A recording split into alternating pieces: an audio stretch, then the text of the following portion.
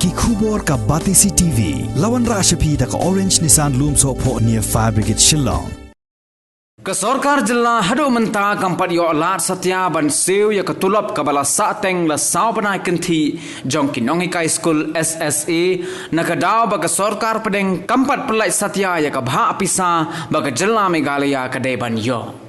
Hagajing ya keren bat ku menteri ke tanat pulih putih ke Sorkar jela uba la ke men remboi ula ong ba ke Sorkar jela kan sa Siew ya ke Tulop jongki Nonghikai School SSA tat anda ke Sorkar Pdeng kala Pyllait ya ke ni ke Pisa.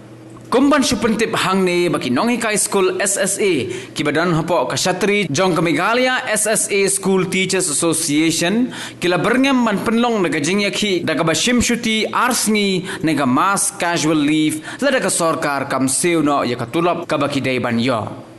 As and when the government of India release the fund, we will surely release. We never held the fund in our government as soon as we receive the fund because we know what is the hardship they are undergoing. But having said that, until unless the government release the fund, they cannot do it. So it's not possible at this juncture.